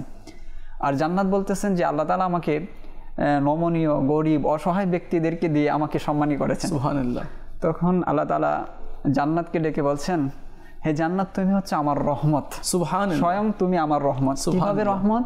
যে আমি যখন কাউকে রহমত দেওয়ার ইচ্ছা পোষণ করি তখন আমি তোমার মাধ্যমে তাকে রহমত দিই, অর্থাৎ তাকে তোমার মাধ্যমে প্রবেশ করি, আমি তাকে রহমত দিই। আর জান্নাত তো বলে দিয়েছে যে তার মধ্যে আসবে কারা? গরিব, অসহায় ব্যক্তিরা। তো এইভাবে যদি আমরা একটু ভাবি যে আসলে গরিবরাই কল্যাণে রয়েছে, তো আমরা একটু নিজেদের মনটাকে একটু বড় করি না, যে হয়তো এই কয়েকটা দিন বাঁচবো, আর কয়দিন, তো মৃত্যুর পরে তো আমাদের জন্য বিশাল এক নিয়ামত অপেক্ষা করছে। যে কোরআনের পাকের মধ্যে আসছে, শুরুতে বলা হয়েছে যে ইন্না ইয়াওমান ইনদা রাব্বিকা কাআলফি সানাতিম মিম্মা তাউদ্দুন, যে আল্লাহ তাআলার নিকট এমন একটা দিন আছে যা তোমাদের গণনা অনুযায়ী সেটা 1000 বছর। অন্য আয়াতে আসছে যে ফি ইয়াউমিন কানা মিকদারুহু আলফা সানা, যে এমন একটা দিন আল্লাহ তাআলার কাছে আছে যার পরিমাণ হচ্ছে 50,000 বছর। তো এই যে দিনগুলোতে খুব সহজে কারা পার হবে, এই ইশারাটাও কোরআন পাকের মধ্যে আসছে। এরকম একটা আয়াত রয়েছে যে যেখানে বলা হয়েছে যে ওই দিনটা হচ্ছে খুবই কঠিন, খুবই কঠিন। আর যারা কাফের হবে তাদের জন্য তো এটা কখনোই সহজ হবে না। তো এই বিষয়গুলো থেকে সার্বিকভাবে বোঝা যায় যে কিয়ামতের ময়দানটা এক একজনের জন্য এক এক রকম হবে। এখন আমরা একটু সামান্য বিপদে আছি, যখন জ্বর হয়ে যায়, যখন একটু অসুবিধায় পড়ে যায়, তখন দোয়া করি এই টেনশন থেকে কখন যে মুক্তি পাবো, এই রোগটা থেকে কখন যে আল্লাহ বের করবে। কখনো তো ডাক্তার বলে এটা ছাড়তে আপনার 1 সপ্তাহ লাগবে, তখন মনে মনে ভাবে যে এই 1 সপ্তাহটা কখন পার হবে। অর্থাৎ যদি 1 সপ্তাহ আমার জীবন থেকে মাইনাস হয়ে যায়, আমার জন্য এটা ভালো আরও, যে 1 সপ্তাহটা চলে যাক। কিন্তু কিয়ামতের দিন, সেই দিনটা কেমন হবে, ভয়াবহতা কেমন হবে, যে মানুষ দাঁড়ে দাঁড়ে ঘুরবে, আর এমনকি নবীগণের কাছেও মানুষ যাবে, তখন বলবে ইযহাবু ইলা গায়রি, তোমরা অন্যের দিকে যাও, লাস্তু লাহা, এই কাজের জন্য আমি নই, এই কাজের জন্য আমি নই। নবীরা পর্যন্ত এই কথাটা বলবে। সেই দিন কারা আগে যাবে, সেই দিন কারা আগে মুক্তি পাবে, তাদের ব্যাপারে আল্লাহ রাসূল সাল্লাল্লাহু আলাইহি ওয়াসাল্লাম বলছেন যে গরিবরা অর্ধদিন আগে যে ধনীদের থেকে জান্নাতে চলে যাবে। অর্ধদিন কতটুকু সমান? সেখানে রাসূল সাল্লাল্লাহু আলাইহি ওয়াসাল্লাম বলেছেন 500 বছর। সুবহানাল্লাহ, 500 বছর। সেই দিনটার মধ্যে 500 বছর আগে মুক্তি পাওয়া কি সাধারণ বিষয়? আল্লাহু আকবার, অনেক কঠিন ব্যাপার রয়েছে, অনেক কঠিন রয়েছে। আর কিয়ামতের ভয়াবহতা সম্পর্কেও আমরা এর আগেও আমরা জেনেছি কি মাথার উপরে সূর্য হবে, জমিন তামার হয়ে যাবে, পিপাসার কারণে মানুষের জিহ্বাটা বুকে চলে আসবে, আর খুবই কঠিন দিন হবে। আজ যে সূর্য আমাদের থেকে কোটি কোটি মাইল দূরে রয়েছে আর উল্টো দিক দিয়ে আমাদের দিকে আলো দিচ্ছে, কিরণ দিচ্ছে, কিন্তু কিয়ামতের দিনে তার সিধা দিকটা তো আমাদের দিকে চলে আসবে, আর তার মধ্যে আরও 1000 গুণ, আর যত তাপ আছে ঠিক সেরূপ আরও 1000 গুণ আল্লাহ তাআলা তার মধ্যে অ্যাড করে দিবে আর মাথার উপরে কিয়ামতের দিনে রেখে দিবে। খুবই ভয়াবহ সময় হবে। তো যা কিছু আমরা পেয়েছি এরপরে শুকরিয়া আমরা আদায় করি। এখন আমরা নাতে মুস্তাফা সাল্লাল্লাহু আলাইহি ওয়াসাল্লাম শুনবো, এরপরে আমরা আরও কিছু মদিনী ফুল নেওয়ার চেষ্টা করব। কি যে মোহা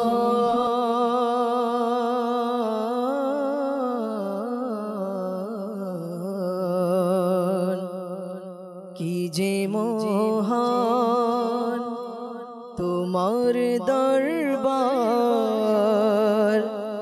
রসূলে আরবি, কি যে মোহন তোমার দরবার রসূলে আরবি, তোমার দরবার দয়ার ভণ্ডার রসূলে আরবি, তোমার দরবার, তোমার দরবার, তোমার দরবার, তোমার দরবার দয়ার ভণ্ডার রসূলে আরবি, কি যে মহান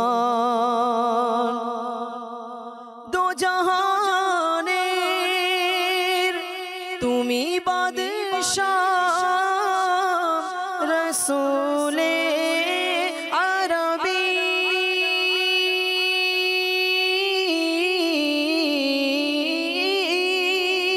দো জাহানের তুমি বাদশাহ রসূলে আরবি, তুমি নবীদের সরদার রসূলে আরবি, তুমি নবীদের সরদার রসূলে আরবি, কি যে মহান, কি যে মহান, কি যে মহান আকা, কি যে মহান, কি যে মহান তোমার দরবার রসূলে আরবি, কি যে মহান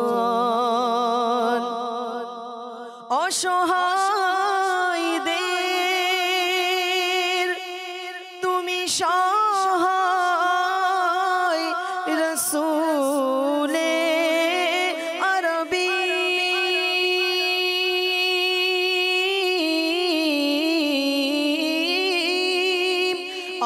অসহায়দের তুমি সহায় রসূলে আরবি, দুঃখীদের প্রতি তুমি উদার রসূলে আরবি, দুঃখীদের প্রতি তুমি উদার রসূলে আরবি, কি যে মহান আমি যদিও গুনাহগার ইয়া রাসূলুল্লাহ,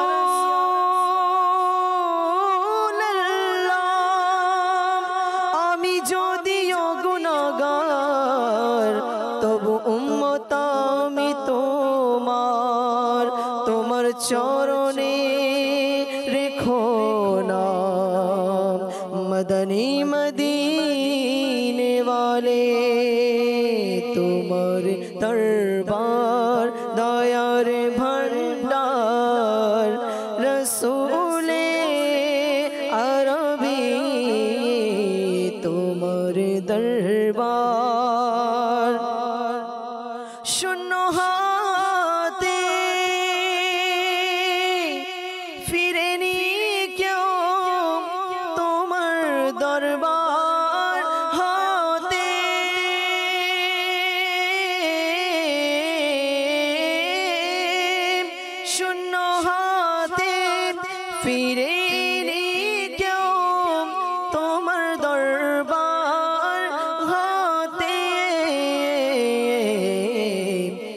কতই মহান আকা কতই মহান তোমার দরবার রসূলে আরবি কতই মহান তোমার দরবার আলিশান ইয়া রাসূলুল্লাহ वाह क्या जूदो करम है शहबत तेरा नहीं सुनता ही नहीं मांगने वाला तेरा और एक में क्या मेरे ऐसिया की हकीकत कितनी मुझसे 100 लाख को काफी है इशारा तेरा कतई महान तुम्हार दरबार रसूले अरबी तुम्हार दरबार दयार भंडार रसूले अरबी कीजे मोहन अतारेर प्रतिम दियो दयार दृष्टि है नबी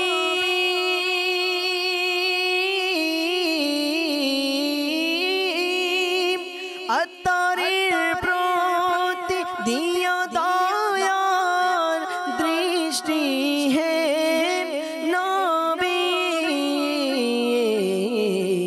बोले दाओ ताकि तुम्हार गोलाम बोले दाओ ताकि तुम्हार गोलाम रसूले अरबी कीजे मोहन तुम्हार दरबार रसूले अरबी तुम्हार दरबार आका तुम्हार दरबार तुम्हार दरबार तुम्हार दरबार दयार भंडार रसूले अरबी সুবহানাল্লাহ সুবহানাল্লাহ নাতে মুস্তাফা সাল্লাল্লাহু আলাইহি ওয়াসাল্লাম আমরা শ্রবণ করলাম। বাস্তবে কি যে মদিনা দেখেছে তো আজও তার চোখে মদিনার দৃশ্যগুলো ভেসে আছে। আল্লাহ আমাদেরকেও বারবার মদিনা দেখার তৌফিক দান করুক। তো যে বিষয় নিয়ে আজকে আলোচনা চলছিল, তো আবারও আমি আপনাদেরকে স্মরণ করেই দিই, আজকে যে আমরা বিষয় নিয়েছি আর যে বিষয়ের উপরে আলোচনা হচ্ছে তা হচ্ছে গরিবরাই কল্যাণে রয়েছে, আর গরিবদের কি ফজিলত রয়েছে, আর গরিব আর মিসকিনদের ব্যাপারে হাদিসে কারিমাতে কি এসেছে এবং আল্লাহ রাব্বুল আলামিন গরিবদের সম্পর্কে কি ইরশাদ করেছেন এই সম্পর্কে আমরা জানার চেষ্টা করেছি। আবার রাফি ভাইয়ের কাছে যাব আর এই বিষয়ে কিছু মদিনী ফুল নেওয়ার চেষ্টা করব। আসলে আরমান ভাই, যে স্টুডেন্ট তার সিলেবাসকে কমপ্লিট করে সেই কিন্তু গুড রেজাল্ট করে, ভালো রেজাল্ট করে। এক্স্যাক্টলি আমরা সবাই চাই আমাদের ঝামেলা থেকে পরিত্রাণ পেতে। আসলে এটাকে তো আমরা ঝামেলাই মনে করি, আমি গরিব, আমি অনেক পেরেশানিতে আছি, কোনো এটা কিন্তু হওয়ার কথা না, কিন্তু হচ্ছে আজকাল আমার দ্বারা।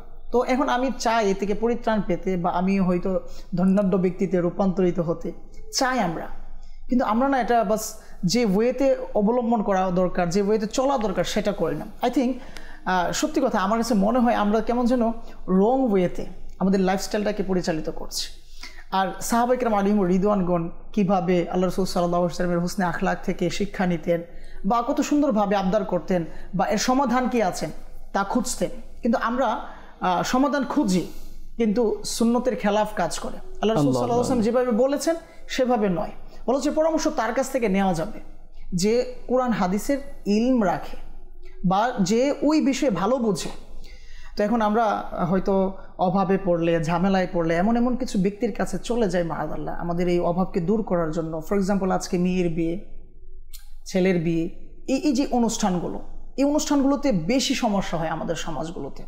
দেখবেন এমন হয়ে যায় মাআযাল্লাহ সুদে পর্যন্ত টাকা নেওয়া হয়। আল্লাহ আল্লাহ, আস্তাগফিরুল্লাহ। কার কাছে গিয়েছিল? তমুকের কাছে, তমুকে বলেছে এইভাবে এইভাবে, আর উনিও বাস চক্ষু বন্ধ করে নিয়ে নিলেন। আস্তাগফিরুল্লাহ। তো এখন আমি যদি বাস কি বলবো, তেঁতুল গাছ লাগাই, কিন্তু আপেল আসবে না, আঙুর আসবে না। তো পরবর্তী সময়ে যখন এই সুদের টাকায় বা যখন তার মেয়ের বা ছেলের ওই সংসারে ঝামেলা আসে বা নিজের ঝামেলা যখন আসে, তখন সে আবার দিশেহারা হয়ে যায়, তখন সে আবার ঝামেলায় পতিত হয়ে যায়। চেয়েছিল কি ঝামেলা থেকে বেরোনোর জন্য, কিন্তু সে পারেনি। হ্যাঁ, পারত যদি ওই লোক সুন্নতকে আঁকড়ে ধরতো। অথচ সাইয়্যিদুনা সাহল বিন সাঈদ রাদিয়াল্লাহু তাআলা আনহু বর্ণনা করেন, কোনো একদিন আল্লাহ রাসূল সাল্লাল্লাহু আলাইহি ওয়াসাল্লামের বারগাহে এক ব্যক্তি আসলো। আসার পরে তার যে দারিদ্রতা, তার যে অভাব অনটন আছে, এগুলো বর্ণনা করতে লাগলো। আর আল্লাহ রাসূল সাল্লাল্লাহু আলাইহি ওয়াসাল্লামের দরবারে বাস আরজ করতে লাগলো যে, ইয়া রাসূলুল্লাহ সাল্লাল্লাহু আলাইহি ওয়াসাল্লাম, আপনি যদি আমাকে বাস কোনো নসিহত দিতেন, আমাকে যদি কোনো সদুপদেশ দিতেন যে আমি কীভাবে এই অবস্থা থেকে মুক্তি পেতে পারি, আমার অবস্থার উন্নতি হতে পারে। তখন আল্লাহ রাসূল সাল্লাল্লাহু আলাইহি ওয়াসাল্লাম, যিনি শাফিউল মুজনিবিন, যিনি রাহমাতুল লিল আলামিন, যিনি উম্মতের কান্ডারি রয়েছে, তিনি কত সুন্দর ইরশাদ করলেন যে, যখন তুমি নিজের ঘরে প্রবেশ করো তখন সালাম দাও, এই অভ্যাসটুকু করতে থাকো। যখন কেউ না থাকে তারপর তুমি সালাম দাও। দেন আমার উপর কি করো? দুরূদ শরীফ প্রেরণ করো। তারপর তুমি সূরা ইখলাস অর্থাৎ কুল হুয়াল্লাহ শরীফ পাঠ করতে থাকো। যদি তুমি এটা ধারাবাহিকভাবে করতে থাকো তো অবশ্যই তুমি এর রেজাল্ট পাবা। পরবর্তী সময়ে বর্ণনায় এসেছে এরকম যে, মানে ওনার অবস্থা এমন হয়ে যায় যে উনি একবার বলতে লাগলেন যে, আমার অবস্থা এত উন্নতি হয়েছে, এখন তো আমি আমার প্রতিবেশী যারা রয়েছে, যারা দারিদ্র রয়েছে, তাদেরকে কিছু দিতে পারছি। সুবহানাল্লাহ। একটা সময় আমি এমন ছিলাম যে আমি কারো কাছ থেকে কিছু পাওয়ার জন্য অপেক্ষায় থাকতাম, আর এখন আলহামদুলিল্লাহ আল্লাহ তাআলার দয়া এমন হয়েছে যে আমি কাউকে দিতে পারছি। তো হ্যাঁ, আজকে যারা আমরা দেনেওয়ালা আছি, যাদেরকে আল্লাহ তাআলা সুযোগ দিয়েছে, সামর্থ্য দিয়েছে, তোমরা কেন দিচ্ছে না? আজকে আমাদের চারপাশে কেমন যেন একটা ঘোলাটে অবস্থা, ওয়েদারের সমস্যা, বিভিন্ন ধরনের ঝামেলা, বিভিন্ন ধরনের পেরেশানি। আজকে হয়তো আমাদের চারপাশে বিভিন্ন ধরনের পেরেশানগ্রস্ত মানুষ রয়েছে, বন্যা কবলিত মানুষ রয়েছে, যাদের পাশে দাওয়াত ইসলামী, হ্যাঁ আপনার দাওয়াত ইসলামী FGRF কত সুন্দরভাবে, কত সুন্দর খেদমতের আঞ্জাম দিয়ে যাচ্ছে। তো আপনি সুযোগ অংশগ্রহণ করেন, আপনি দেন ওইখানে কিছু। আল্লাহ তাআলা তো আপনাকে দেনেওয়ালা বানিয়েছে। এই যে এই ব্যক্তি, উনি তো নেনেওয়ালা ছিলেন, একটা সময় ওনার কিছু ছিল না, কিন্তু আল্লাহ তাআলা যখন তাকে দিয়েছেন তখন উনি বর্ণনা করছেন, এখন আমি আমার আশেপাশে যারা আছে তাদেরকে দিতে পারছি। এখানে FGRF আলহামদুলিল্লাহ চট্টগ্রামে বন্যা মানে যে পানিতে অনেক লোকেরা কষ্টে রয়েছে, তো FGRF আমাদের আলহামদুলিল্লাহ আজ্জা ওয়া জাল তাদের পাশে দাঁড়িয়েছে এবং যেখানে খাবার নেই সেখানে খাবার পৌঁছে দিচ্ছে, অনেক সহযোগিতা করছে। আপনাদের দাওয়াত ইসলামীর একটি বিভাগ আছে, সেটা হচ্ছে FGRF। যারা কষ্টে থাকে বা কোনো অ্যাক্সিডেন্ট হয়ে গেল বা বন্যায় লোকেরা কষ্টের মধ্যে রয়েছে, তো সেই জায়গায় FGRF পৌঁছে যায় আর সেখানে গিয়ে লোকদের সহযোগিতা করে। তো আমিও আপনাদেরকে অনুরোধ করব যে আপনারা FGRF-এর সহযোগিতা করুন। আর যদি আপনারা নিজেই যদি চান কি না আমি সেখানে গিয়ে আমি সহযোগিতা করব, তো নিশ্চয়ই আপনি সেখানে যান আর গিয়ে সেখানে সহযোগিতা করুন।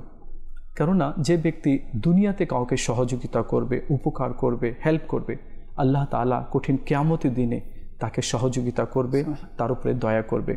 মদিনী চ্যানেলের দর্শকবৃন্দের কিছু কল রয়েছে, কল শুনবো, তারপরে আব্দুল মোত্তালেব ভাইয়ের কাছে আমরা যাব। জি ভাই, কল শুনিয়ে দিন। চাঁপাইনবাবগঞ্জ আমনুরা থেকে বলছি, রাজশাহী বিভাগ। আমার নাম মোহাম্মদ রাজীব আলী। আপনাদের মাদানী চ্যানেলে যেসব কথাগুলো প্রতিনিয়ত বলে, এই কথাগুলো শুনে আমাদের খুব ভালো লাগে। আর আজকে যে বিষয়টা আপনার শোনার পরে খুব ভালো লাগলো। এই ধরনের সবকিছু প্রতিদিন আসলে শুনতে পেলে খুব ভালো লাগে এবং কি নিজের মনের মধ্যে শিক্ষা অর্জন হয়। অনেক কিছু জানি না, শুনে জানতে পারবো। মাশাআল্লাহ। মদিনী চ্যানেল প্রতিনিয়ত চেষ্টা করে থাকে যাতে করে এমন কিছু অনুষ্ঠান মেকিং করা যাতে হয় কি ওই অনুষ্ঠানের মাধ্যমে যাতে করে কিছু কথা তুলে ধরা হয় যাতে অনেকগুলো বিষয় আমরা জানি না, সেসব বিষয় যাতে আমাদের জানা হয়ে যায়। আলহামদুলিল্লাহ আজ্জা ওয়া জাল মাদিনী চ্যানেলের মাধ্যমে অনেক উপকার হচ্ছে, অনেক লোকের অনেক কিছু শিখতে পাচ্ছে, জানতে পাচ্ছে। সঙ্গে থাকুন, আরও কিছু ইনশাআল্লাহ আজ্জা ওয়া জাল এই বিষয়ে আলোচনা হবে। তাহলে দেখবেন ইনশাআল্লাহ আজ্জা ওয়া জাল মনের মধ্যে এমনিতেই শান্তি চলে আসবে ইনশাআল্লাহ, আর ধৈর্যও ইনশাআল্লাহ চলে আসবে। জি ভাই, আরেকটি কল শুনিয়ে দিন। আমার বাড়ি হবিগঞ্জ, আমার নাম মোজাম্মেল। মাদার চ্যানেল আমি মেলা দিন ধরে দেখি, যে সময় বাসায় আসি আমার পরিবার, আমার বাচ্চার জন্য সবসময় চ্যানেলটা দেখে। আমি খুব খুশি হয়েছি। আপনারা যে আলোচনা করেন থেকে, যেগুলো আমার তো খুব ভালো লাগে। আরো ইনশাল্লাহ আমি মহরমে দাওয়াত দেই আপনাদের এই মাদানী চ্যানেল দেখার জন্য। আল্লাহ কেমন তার পর্যন্ত যাতে চ্যানেলটা আল্লাহ যাতে রাখে, আমি দোয়া করি। আপনারা আমার দোয়া করবেন। সুবহানাল্লাহ, সুবহানাল্লাহ। আল্লাহ তাআলা আপনাকেও দয়া করুক এবং আপনার উপরেও আল্লাহ তাআলা রহমতের বৃষ্টি অবতীর্ণ করুক। আর যারা যারা মদিনী চ্যানেল দেখছে মুহূর্তে, বা যারা মদিনী চ্যানেলের জন্য চেষ্টা করছে, আল্লাহ তাআলা সবাইকে কবুল করে নিক এবং সকলের উপরে আল্লাহ তাআলা রহমতের বৃষ্টি অবতীর্ণ করুক। সুবহানাল্লাহ। তো আজকে যে বিষয় নিয়ে আমরা আলোচনা করছিলাম তা হচ্ছে গরিব রাই কল্যাণে রয়েছে। আব্দুল মোত্তালিব ভাইয়ের কাছে যাব, সময় খুব কম রয়েছে, তারপর চেষ্টা করব যাতে আরও কিছু আমরা এ বিষয়ে অবগত হয়ে যাই, জেনে যাই। জি ভাই। জি, আরও একটি হাদিসের মধ্যে এসেছে, রাসূলুল্লাহ সাল্লাল্লাহু আলাইহি ওয়াসাল্লাম বলেন, তোমরা যখন সুস্থতার সাথে আনন্দের সাথে সকাল অতিবাহিত করো, তোমার পরিবার সকল সুস্থ আছে, আর তোমার কাছে একদিনের খোরাক আছে। আল্লাহ আল্লাহ। তো তোমার এই অবস্থাটা যার কাছে আছে তাকে যেন সকল দুনিয়ার নিয়ামত দিয়ে দেওয়া হলো, অর্থাৎ সকল দুনিয়াকে তার কাছে গুটিয়ে দিয়ে দেওয়া হলো। আল্লাহ। এখন একদিনের রুজি থাকলে আমার ঘরে তখন আমরা তো একটু হতাশ হয়ে যায় যে আগামী দিন কী খাবো। না, আল্লাহ তাআলার কাছে সেই অবস্থায় শুকরিয়া আদায় করতে হবে, কারণ সুস্থ থাকা পরিবর্গ নিয়ে এবং একদিনের রুজি থাকা মানে অনেক কিছু। এটা আল্লাহ রাসূল সাল্লাল্লাহু আলাইহি ওয়াসাল্লামের হাদিস থেকে আমরা জানতে পারি। আর বারবার আমরা শুনছিলাম যে গরিবরা কল্যাণে রয়েছে, 500 বছর আগে জান্নাতে যাবে। বিভিন্ন জায়গায় রাসূলুল্লাহ সাল্লাল্লাহু আলাইহি স্বয়ং তাদের সাথে থাকতে চেয়েছেন জান্নাতে। আমরা যেন কোনোভাবেই আমরা না শুকরি করে এই নিয়ামতটা যেন আমাদের হাতছাড়া না হয়। কারণ আল্লাহ তাআলা বলেছেন, যালিকা বিআন্নাল্লাহা লাম ইয়াকু মুগায়্যিরান নি'মাতান আন'আমাহা আলা কওমিন হাত্তা ইউগায়্যিরু মা বিআনফুসিহিম। যে আল্লাহ তাআলা কোনো কওমের কোনো জাতির নিয়ামতকে ততক্ষণ পর্যন্ত পরিবর্তন করে না যতক্ষণ না সে নিজে সেই নিয়ামতকে পরিবর্তন করে। আল্লাহ তাআলা তো আমাদেরকে অসংখ্য নিয়ামত দিয়েছেন। সার্বিকভাবে যদি আমরা চিন্তা করি, দেখি, তাহলে অসংখ্য মানুষ থেকে আমি ভালো আছি। যদি একটু চিন্তা করি, তাহলে কেন হায়ুতাস করে, কেন মানুষের কাছে অভিযোগ জানিয়ে আমি আমার এই নিয়ামতকে হাতছাড়া করব? কারণ আল্লাহ তাআলা তো বলেছেন, লা ইন শাকারতুম লা আযীদান্নাকুম ওয়া লা ইন কাফারতুম ইন্না আযাবি লাশাদীদ। যে যদি শুকরিয়া আদায় করি তাহলে আল্লাহ তাআলা বাড়িয়ে দিবেন, আর যদি আমরা শুকরিয়া না আদায় করি তাহলে এর জন্য আমরা শাস্তির মুখে পড়ব। তো আমাদের উচিত অবশ্যই আল্লাহ তাআলা আমাকে যে অবস্থায় রেখেছেন, যতটুকু রেখেছেন, এবং এই হাদিস অনুযায়ী যদি আমার কাছে একদিনের খোরাক থাকে, আমার পরিজন ভালো আছে, তার মানে অনেক সুখী আছি, শান্তিতে আছি, আল্লাহ তাআলার কাছে শুকরিয়া আদায় করা যে আল্লাহ তুমি আমাকে ভালো রেখেছো। এটা বলে অন্তত নিজেকে একটু প্রফুল্ল রাখা, এবং আল্লাহ তাআলা যে প্রতিশ্রুতি, হাদিসের মধ্যে যে প্রতিশ্রুতি এসেছে, সেগুলো যেন আমাদের হস্তগত হয়ে যায়। সুবহানাল্লাহ, সুবহানাল্লাহ। চমৎকার আমরা কথা শুনলাম, হাদিসে পাক আমরা শুনলাম, আয়াতে কারিমা আমরা শুনলাম। তো যাতে করে আর আমরা টেনশন না করি, যদি আমরা ধৈর্য ধারণ করি তাহলে আমরা এর প্রতিদান আখিরাতে পাব। আর যদি আমরা অভিযোগ করতে শুরু করে দিই, কখনো এই বাড়িতে গিয়ে, কখনো ওই বাড়িতে গিয়ে, কখনো ওই আত্মীয়ের বাড়িতে গিয়ে, কখনো অমুকের বাড়িতে গিয়ে, যদি শুধু অভিযোগেই আমরা করি, তাহলে এই যে নিয়ামত আছে, এই যে রহমত আছে, বা যেটা আমি পাবো, সেটা হাতছাড়া যাতে না হয়ে যায়। আল্লাহ তাআলা আমাদের সবাইকে বোঝার তৌফিক দান করুক। আল্লাহ তাআলা আমাদের সবাইকে যতটুকু নিয়ামত পেয়েছি, এই নিয়ামতের উপরে শুকরিয়া আদায় করার তৌফিক দান করুক। প্রিয় মদিনী চ্যানেলের দর্শকবৃন্দ, আপনারা দেখছেন অনুষ্ঠান রহমতপূর্ণ প্রভাত। আর এই অনুষ্ঠানে আজকে আমরা যে বিষয় নিয়ে আলোচনা করেছি তা হচ্ছে গরিবরাই কল্যাণে রয়েছে। তো আল্লাহ তাআলা আমাদের সবাইকে কবুল করে নিক। দুনিয়াতে যতদিন আল্লাহ তাআলা আমাদেরকে রাখবে, আল্লাহর কাছে এটাই দোয়া আছে, আল্লাহ যাতে আমাদেরকে ঈমানের সাথে রাখুক, আর যেদিন আল্লাহ আমাদেরকে বিদায় দেবে, আমরা যেদিন চলে যাব, যাতে ঈমানের সম্পদ নিয়ে আমরা যেতে পারি, আল্লাহ এই তৌফিকটুকু আমাদেরকে দান করে দিক। দেখা হবে আগামীকালকে।